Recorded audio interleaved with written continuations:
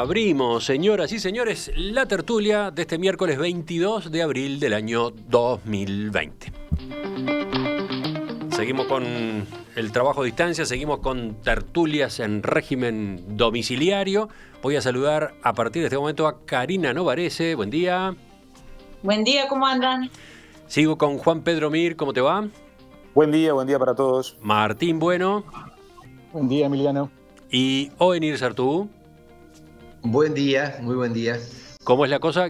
¿Todos en sus casas, menos Martín, que está en el trabajo, puede ser? ¿En el lugar de trabajo? Yo soy el último moicano aquí en las oficinas, el único de que viene a trabajar. Casi la excusa es para recibir correspondencia, pero debo confesarlo que hay un tema de sobrevivencia también en la familia. Es necesario a veces. Hablando de libertad y regulaciones, yo creo que ya empezamos a decretar regulaciones para que algún integrante de la familia salga antes de que se arme una guerra nuclear de las que últimamente se han generado en las familias. Puede establecerse incluso sistemas rotatorios, ¿no? Absolutamente. Que salga uno, que salga el otro, por favor, que esto cambie algo acá adentro, que entre aire, ¿no? Ese tipo de en España alquilan perros para salir a pasear. Yo creo que acá podemos alquilar niños. Es una broma, por favor. Es una broma. Para salir a pasear a los niños al parque, yo alquilo un par de niños para poder salir de casa. Vamos al... Además te va a salir baratísimo porque los padres ya no saben qué hacer con los niños. O sea, regalado. Hasta podés llegar a cobrar por llevarte a los niños. Vamos con el primer tema de la tertulia de hoy. El gobierno ha descartado hasta ahora la posibilidad de imponer medidas obligatorias de distanciamiento físico para mitigar la propagación del COVID-19. Desde el 13 de marzo, cuando se declaró la emergencia sanitaria, el Poder Ejecutivo viene apelando a la autorregulación de la población, exhortando a permanecer en los domicilios o, en caso de ser necesario, desplazarse, pero con responsabilidad, como dijo, por ejemplo, este lunes el ministro del Interior, Jorge Larrañaga. El domingo pasado, luego de homenajear a los 33 orientales en la playa de La Agraciada, el presidente Luis Lacalle Pou explicó que la libertad sigue siendo un valor fundamental para su administración, pero es un concepto que tiene que adaptarse a la emergencia sanitaria. Y hoy estamos ante esa dicotomía o aparente dicotomía entre la salud y la economía. Y es allí donde hemos tratado de trabajar sobre el concepto de libertad, adecuarlo a los tiempos modernos, a esa nueva normalidad que vamos a tener que vivir y que siga siendo nuestro faro, nuestra meta, la libertad individual y obviamente el bien común. Así que a muchos años de esa gesta, reivindicando sus postulados, reivindicando ese coraje, les quiero mandar un fuerte abrazo. Martín, concretamente, proponía discutir sobre el manejo del concepto de libertad que viene haciendo el gobierno. ¿Empezamos contigo, entonces? Bien, bueno. Sí, a mí es un tema que me preocupa desde el inicio de todo esto. ¿Ah? Claramente la población tiene miedo, estamos en un momento donde hay mucho miedo y lo que me parece que ha quedado de manifiesto que ante la primera embestida de miedo que hay, la población no tiene problema en términos generales de ceder sus libertades. En términos generales no hay grandes resistencias a que me controlen dónde estoy, no hay grandes resistencias a perder la libertad ambulatoria, no hay grandes resistencias a que a través de mi celular y de todas las aplicaciones que tenemos sepan exactamente que estoy haciendo todo por una causa, la salud. Bien. Entonces esta base que de donde la población tiene miedo, y parece que eso ya ha pasado muchas veces en la historia, ¿no? Obviamente que no es la primera vez. Lo que es la primera vez que ahora es por motivos de salud. En otra mente fueron por de seguridad, que es hasta bastante reciente. Entonces, han habido muchos países grandes embestidas, yo creo, contra las libertades, y mismo aquí en Uruguay no han habido embestidas, por suerte, pero sí lo que hay es, muchas veces uno nota que hay como discursos complicados respecto a este asunto, pidiendo obligatoriedades, pidiendo un montón de cosas que además de ser perjudiciales porque afectan a nuestras libertades, ¿ah? Parecería que no tienen efecto, ¿ah? Uruguay ha recorrido un camino de la exhortación exitoso hasta el día del momento. Cuando Google nos mostraba toda la información que tiene de nosotros, absolutamente impresionante, nos mostraba que nuestro nivel de comportamiento es similar a países donde hay obligatoriedad como Argentina. Y en cambio hemos conservado nuestra libertad. Yo, por ejemplo, recién bromeaba, pero es un poco cierto. Yo vengo muy temprano al estudio, vengo a las 7 de la mañana, no me cruzo con nadie, no me cruzo con nadie en el edificio, no está viniendo nadie a la oficina y yo manejo una libertad responsable. Siento que es una manera de trabajar mejor, producir mejor, contribuir a la familia y aparentemente no pongo en riesgo a nadie en esa libertad responsable. Psicológicamente sería muy gravoso para mi persona sentir que estoy impedido de salir, que no lo puedo hacer de ninguna manera. Y para terminar la primera intervención únicamente, solamente poner un ejemplo paradójico de nuestros hermanos argentinos que siempre pueden más. Ayer en un informativo en Argentina, una señora de 85 años, a través de un telecomunicador de los edificios, le daba cátedra a un montón de noteros, ¿tá?, de por qué ella con 85 años tenía derecho a tomar sol, ¿tá?, un ratito en el parque sola, sin nadie al lado. Me pareció muy interesante, mientras los noteros le explicaban que por su salud ella tenía que quedarse encerrada y que si no iba a incurrir en desacato, iba a tener problemas con la justicia. Me pareció muy paradójico. No vi esa escena, me la imagino, realmente muy interesante, ¿no? Buen punto de partida para la conversación. ¿Quién sigue ahora con esto? ¿Quieren? Karina, ¿Quieren? dale.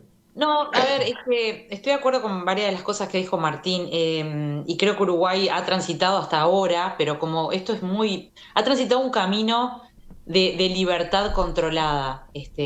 No creo que tengamos críticas con respecto a eso y a las decisiones que se han tomado, y sobre todo cuando comparamos con otros países. Pero también lo hemos podido hacer porque llegamos en un momento de la pandemia donde eso era posible. Ojo, estoy de acuerdo, nos podemos comparar con Argentina o cualquiera de los países vecinos, salvo Brasil, y estamos con esa especie de libertad controlada. Pero lo que yo veo es como una bipolaridad en el propio ciudadano, más allá de algún error que puedan cometer o no las autoridades, que también hay que tener en cuenta que esto se está construyendo sobre la marcha. No tenemos los gobiernos, las autoridades no tienen un libro, una guía de cómo hay que hacer todo esto, lamentablemente. Ni siquiera cuando ven qué han hecho otros países, porque no está estandarizado, no sabemos qué funcionó, estamos en el medio de la tormenta. Pero en el ciudadano común y corriente, que por supuesto difiere mucho, por muchas circunstancias educativas, socioeconómicas, de forma de ser, yo veo una bipolaridad enorme. Por un lado está, quiero tener libertad, quiero decidir yo qué hago, y de hecho se ha utilizado responsablemente en la mayoría de los casos, en la enorme mayoría de los casos. Pero por otro lado está el ciudadano que te dice, sobre todo después que ve la Rambla llena, que parecería ser la obsesión nacional, la Rambla llena, pero no digo porque, no entiendo por qué la gente va solamente a una parte de la Rambla cuando estamos llenos de parques en Montevideo y de lugares donde caminar, pero cuando ven esa Rambla llena, la gente dice, esto es porque no hay mensajes claros. A ver, hay un poco de cada cosa y lo dejo para mi segunda intervención, pero por un lado queremos libertad y por otro lado queremos que nos digan qué hacer. Es tan difícil entender que no nos podemos hacinar, es decir, que no tenemos que tener gente cerca. Es tan difícil salir a caminar en tu propio barrio, en las 2 cuadras de tu área o a un parque cercano. Si vivís en la Rambla y se llenó la Rambla, ¿por qué no salís a caminar para arriba? A ver, todo esto que digo, lamentablemente, tiene que ver con el sentido común, y el sentido común es lo que escasea. Entonces ahí es donde el gobierno tendrá que evaluar en los próximos días, no meses, en los próximos días, qué cosas tiene que regular, qué cosas puede regular, porque no todo legalmente es posible, y hasta dónde van a ir multas o advertencias, porque ahora te están diciendo puedes salir a correr, pero la prefectura te sigue diciendo andate a tu casa. Entonces, ¿dónde está ese límite entre lo que nosotros queremos como libertad, en hasta dónde nos autorregulamos y hasta dónde nos tienen que regular para seguir una línea lo más sana posible para esta sociedad en un momento tan extraordinario? Sí. Por ahí viene justamente la discusión, ¿no? Esto es lo que queríamos tratar hoy a partir de la iniciativa de Martín. Vamos con otro abogado, con Nuenir. Bueno, Mi visión en esto es un poco coincidente con la de Karina y Martín, y diría que incluso más chocante para de repente el sentido común aceptado hoy en día, ¿no? Nosotros hemos, en el Uruguay, felizmente, yo digo, eh, existe en el gobierno un criterio liberal que ha permitido que no hubiese prohibiciones de salir ni imposiciones. Algunas restricciones sí, los cierres de las playas y cosas que pueden ser discutibles. Pero la realidad es que en el mundo se ha aplicado un régimen de una severidad, de un autoritarismo asombroso. Hay países donde tienen autorización para tirar a matar a las personas que violan la cuarentena. Yo lo estaba viendo anoche. Uno dice, ni hablar arrestar o detener. Este, En Perú toque de queda va a venir, ¿no? Creo que desde las 3 de la tarde, si no me Claro, equivoco. claro, es decir, un régimen pero draconiano, ¿no? En muchos países del mundo, no solo en China o en Corea, ¿no? En países occidentales. Este, y yo me pregunto, ¿en qué se basa esto, no? Y digo, desde el punto de vista científico, la realidad es que están dando palos de ciego. Desde todo punto de vista. Ayer estaba leyendo un artículo que dice que el mecanismo por el cual el virus agrede al pulmón no es como se creía en la infección virósica, sino que parece que habría una interacción con la sangre que provocaría coágulos. De modo que el tratamiento requeriría anticoagulantes, si esta hipótesis se confirmara. Cosa que no se está aplicando, se está siguiendo un criterio distinto. Desde el punto de vista de las cifras y la peligrosidad y la capacidad de contagio del virus, también son palos de ciego, porque los estudios que se han hecho recientemente en Estados Unidos y creo que en Inglaterra también, demuestran que muchísima gente ya está contagiada y no se sabía. Es decir, en poblaciones que se han tomado los tripulantes de un barco, un grupo de madres embarazadas, es decir, en grupos en que se ha investigado, resulta que había una cantidad de gente que había tenido la infección y no había tenido síntomas. De modo que la letalidad es muy inferior a la que se dice, porque hay cantidad de gente que ya lo tiene y que de alguna manera podría haber ya desarrollado inmunidad, y sin embargo se sigue calculando la letalidad sobre la base de los casos confirmados por unos test que se hacen a los que aparecen con peligro, pero no se está investigando cuál es la situación real de la población. Entonces digo, acá hay una cosa que Martín señalaba y que es histórica, ¿no? La gente cuando le dicen que tiene riesgo de vida está dispuesta a ceder cualquier cosa. Ahora, el problema es evaluar si realmente el riesgo de vida es el que se dice, si esto es un caso excepcional o es comparable en cuanto a su letalidad a cualquier otra epidemia fuerte de gripe. Yo sé que esto suena como una afirmación pecaminosa para muchos oídos, lo asumo. Digo, estoy diciendo algo que rompe lo que es el discurso oficial, el que uno ve en CNN, en Yahoo, prende el televisor, la computadora, la radio, le están diciendo lo contrario. Pero la realidad es que cada vez son más los especialistas, los virólogos, los infectólogos, que están poniendo en duda absolutamente las cifras que se dan, es decir, sobre peligrosidad, contagiosidad y letalidad, incluso los efectos físicos que causa el virus, ¿no? Bueno, entonces creo que tenemos que tener mucho cuidado en no hipotecar todo lo demás, es decir, libertades, economía, que en definitiva es vida y salud también, ¿no? Porque cuando la gente no tiene que comer, hay mucha gente que prefiere el riesgo del virus a morirse de hambre, esa es la realidad. Entonces tenemos que tener cuidado a qué estamos renunciando, porque el discurso oficial que se hace sobre esto está basado en una absoluta falta de certeza. Juan Pedro, la última intervención de esta primera ronda contigo. Bien, yo escuchando atentamente, a mí cuando se planteó el tema y pensando un poco en el tema en general, a mí yo no puedo separar el concepto de libertad de estos tres temas que quiero compartir, ¿no? El de valentía, el de responsabilidad y el de conocimiento. Una persona para ser libre tiene que ser valiente y tiene que asumir riesgos. Y en una sociedad donde no estamos dispuestos a asumir riesgos en ningún sentido, y todos apostamos a vivir 90 años sanos y que todo esté bajo control y los hipercuidados, desde los niños a los adultos, eso conspira contra la libertad. La libertad de estar en la calle, de circular con la calle, me implica tener cierto nivel de valentía de poder arriesgarme a estar en la calle. Entonces yo creo que, pero no, como no vivimos solos, y creo que ese concepto de libertad que tienen los ultraliberales de pensar que son ellos mismos con el mundo, no, somos libres en una sociedad libre. O sea,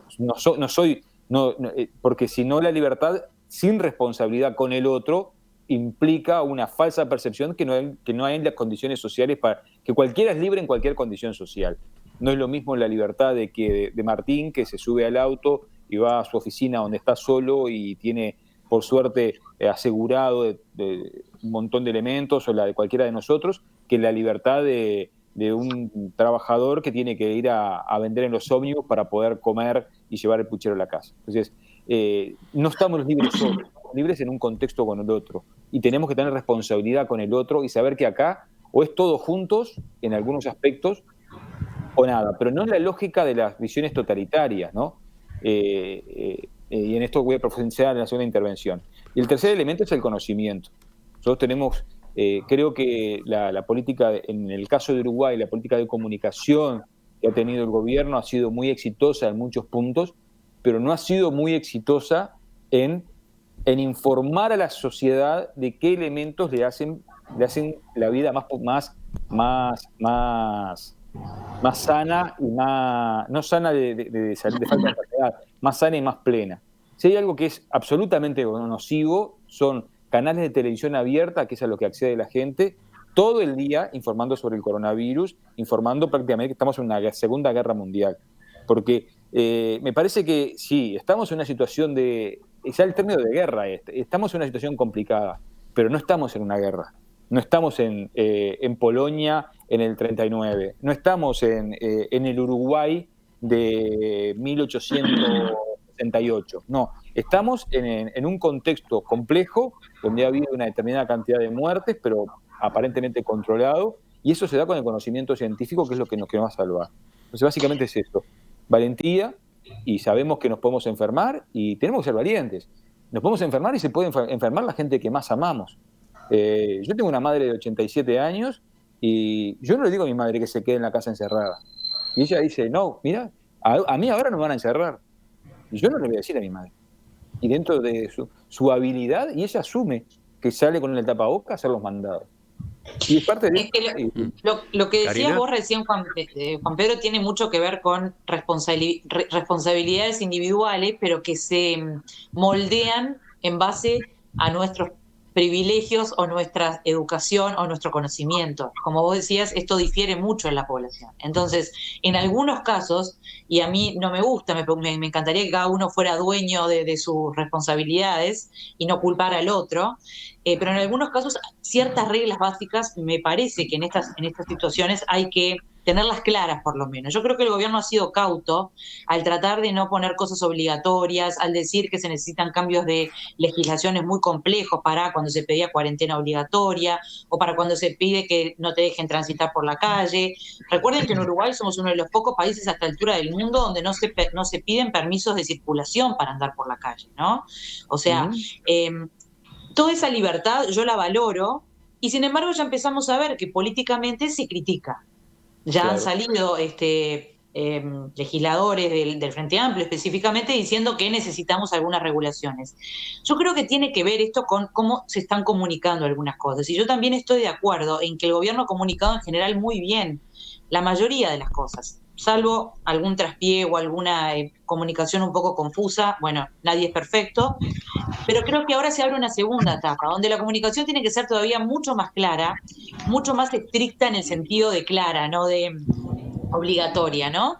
Pero donde vos digas... ¿Qué te parece, por ejemplo, que está faltando en la comunicación del gobierno en este sentido? A eso me refiero. Por ejemplo, estas son las reglas que nosotros recomendamos utilizar. Disculpame, Karina, para salir a la calle. Le pido a los otros tertulianos que silencien sus micrófonos mientras habla Karina porque se está metiendo algún ruido. Sí, seguimos contigo. No, lo que decía es, por ejemplo, esta discusión de salir a la calle para hacer ejercicio, cuánto salir, por dónde salir, bueno... yo generaría una serie de recomendaciones, que son las que estamos hablando ahora, que no hay mucho misterio, y las comunicaría a la población, pero también las comunicaría a las propias autoridades, a las diferentes rangos de autoridades, porque una cosa es que lo diga el ministro, después lo tiene que conocer claramente el ministro de Interior, por ejemplo, lo tiene que conocer claramente el de Deporte, lo tiene que conocer claramente el policía, el de la prefectura. Todos tienen que tener el mismo discurso. Si le voy a decir a una persona que no corra y va corriendo sola, no estoy bien, no estoy en la línea de lo que me están recomendando. En cambio, si voy a un grupo de 10 personas que están sentadas todas juntas en la Rambla, está bien. Entiendo que eso es muy difícil, pero me parece que hay que empezar a armar este tipo de comunicaciones. No son regulaciones, son comunicaciones. Lo mismo con el tema del tapabocas, y ahora dejo a alguien más. El tapabocas, que recién se está estudiando cómo está funcionando. Estaba leyendo ayer un paper muy interesante de la Academia de Ciencias, que es el que citó Radi, uno de los científicos que ahora forma parte de este equipo de asesores del gobierno, donde te dice que la cantidad de capas de tela que vos le pongas, por ejemplo, tiene que ver con la efectividad, pero también tiene que ver que si le pones 12 capas no respirás. Entonces, hay que empezar a armar consensos y eso no es sencillo. Así como se creó un grupo de asesores científicos, seguramente necesitemos un grupo de asesores de sentido común, no sé cómo llamarlos, un grupo de asesores de comunicación, para que todo esto baje de una manera lo más clara posible. Y lo único que disiento con Ovenir es que todo lo que él estuvo citando puede ser verdad o puede no serlo. No lo sabemos hoy en día. No sabemos cuál es la tasa de mortalidad de este virus real. Bien. ¿Quién levanta la mano? ¿A quién le doy la palabra ahora? A ver. Onir, que fue. ¿Onir mismo? Martín pasa. Le tocaría a Martín si fuéramos en orden cronológico, pero no. Vamos bueno, con... sí. Digo algo chico. Onir, ¿querés agregar algo ahora? Sí, no, que lo que dice Karina, al no saber qué es verdad, una de las cosas que cae es la afirmación de que todo lo que se hace está basado en la ciencia. Está basado en ciertas creencias de los científicos que han ido variando y cambiando o siendo puestas en duda, como corresponde. La ciencia no puede dar nunca certezas. La ciencia lo que puede es manejar hipótesis que hasta el momento no hayan sido controvertidas. Y acá se suele creer que la ciencia produce verdades. Esto es una cosa que habría que tener en claro. La ciencia no puede respaldar medidas autoritarias porque no tiene certeza de sus propias hipótesis. Y este caso lo está demostrando así. Es decir, cosas que se habían afirmado tajantemente y que se pasaron en los discursos públicos, después, desde el punto de vista científico, están siendo revisadas y ya no se sabe cómo se contagian, ni cómo actúan, ni en qué proporción, ni de qué manera. Pero porque falta qué clase tiempo de anticuerpos también, ¿no? Falta tiempo para poder investigarlo. Bueno, pero entonces, insisto, ese discurso autoritario que ustedes habrán visto en las redes sociales, hay gente que se cree con derecho a decirles estúpidos e irresponsables a una persona porque va a un parque con un niño. Y lo insultan. Y si lo encuentran en la calle, hay gente que se cree con derecho a increparle a la persona por haber. Bueno, esas cosas hay que decirle a esta gente que están actuando con un autoritarismo bárbaro sin tener la menor idea de cuál es la realidad sobre el problema de la enfermedad. Y aprovecho a decir, el mundo se ha encerrado, ha liquidado su economía, ha llevado por delante todas las libertades en base a supuestas verdades científicas que no se sabe si son tales. Y esto está produciendo unos problemas atroces en materia económica. Cuando digo económica me refiero a gente que depende para comer de poder trabajar, si no solo plata, no es la contraposición economía-salud, es la contraposición entre morirse de virus o morirse de hambre, que es lo que va a pasar a millones de personas, se van a morir de hambre en el mundo. Esto hay que tenerlo claro como coletazo de esta crisis. Y muchas otras personas se van a morir de enfermedades que habrían sido curables si no hubiese habido todo este condicionamiento del sistema de salud. Tengo un amigo que está internado por un problema cardíaco, pero como tosió en el momento de hacer el examen, está sometido a la rutina del COVID y no le están haciendo el tratamiento cardíaco hasta que no se descarte el problema del COVID. Bueno, Esto acá en el Uruguay, yo digo, ¿qué pasa con esas enfermedades que no son atendidas? vamos a volver al... Sí, está Lo bien. último. No, pero volvemos ¿A dónde? al nudo que estábamos discutiendo. Sí, el tema de las libertades. Yo digo, hay una cosa que también hay que tener presente, y es que esto va a tener consecuencias económicas beneficiosas para cierta gente. Es decir, Bueno. el sistema financiero... Como todas las crisis a venir, Por eso. lamentablemente. Entonces La del yo 2002, sumo- 2003 también lo tuvo. Está claro, está claro.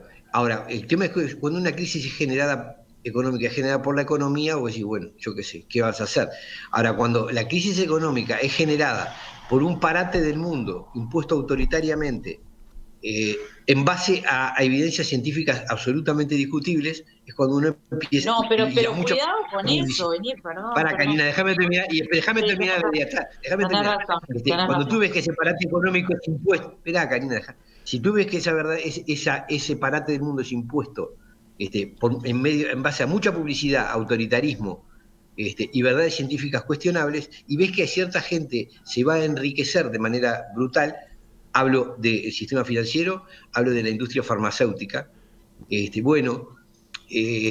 uno puede pensar que esa publicidad y ese tratamiento no es del todo inocente. Seguimos, vamos a ir avanzando, pues se nos termina el tiempo de este tema y falta que hablen Juan Pedro y Martín otra vez. Juan Pedro, dale.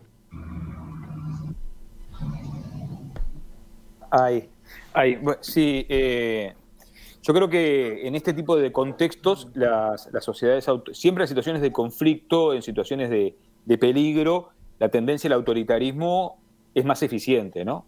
En las guerras, la tendencia al autoritarismo, los autoritarios son los que ganan las guerras primero, ¿no? Es más fácil mandar a gente que no pasa por el tamiz de la razón sus acciones que mandar a gente que no.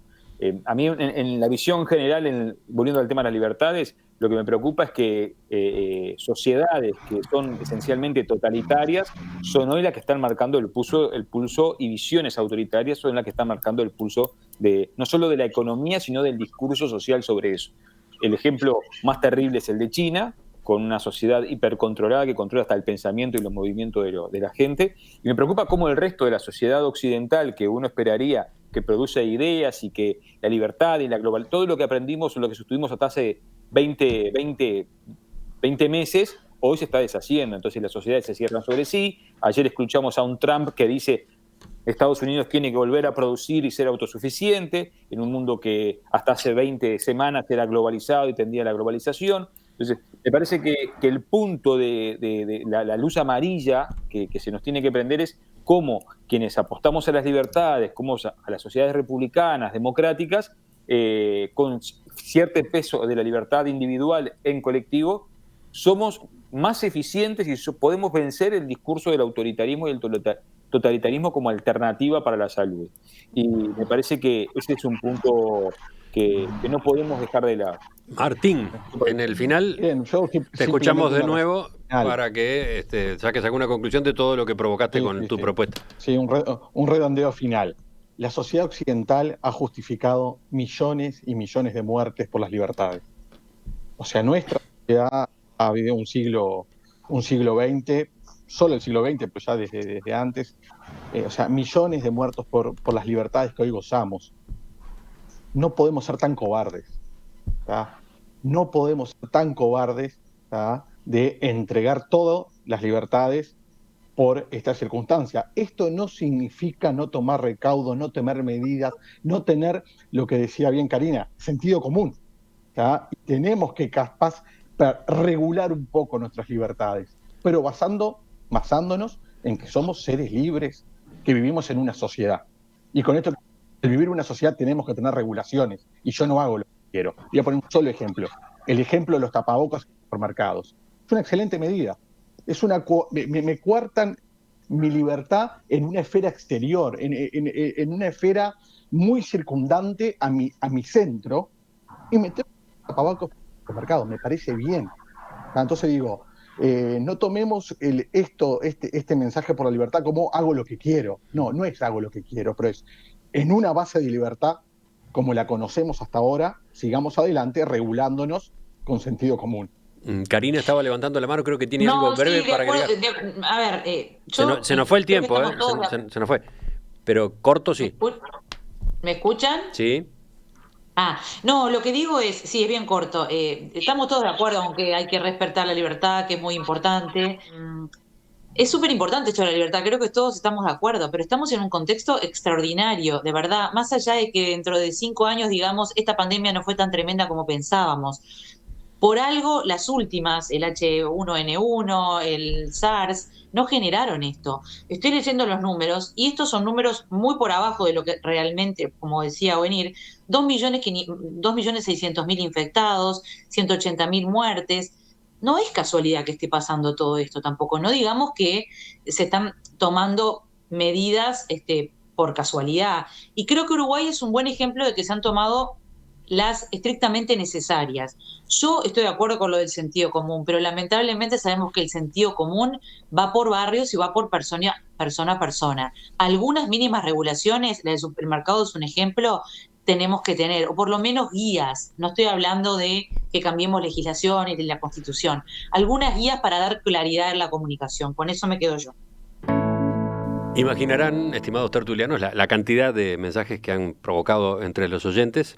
La discusión evidentemente hacía falta, estaba ahí, estaba picando, ¿no? Menciono dos, pero dos nada más de los mensajes. Juan dice, por hacer uso de mi libertad no puedo afectar la libertad de mi semejante. Tengo que ser solidario y renunciar a algo. Y después está el otro, este mensaje que llega de Marcos. El ser humano no es hijo del rigor. China es lo que es por ser estricta y si no lo fuera ya no sería tan grande. ¿Qué libertad queremos? ¿Qué ser humano queremos? Depende de cada uno. Se plantea enumerando preguntas este oyente.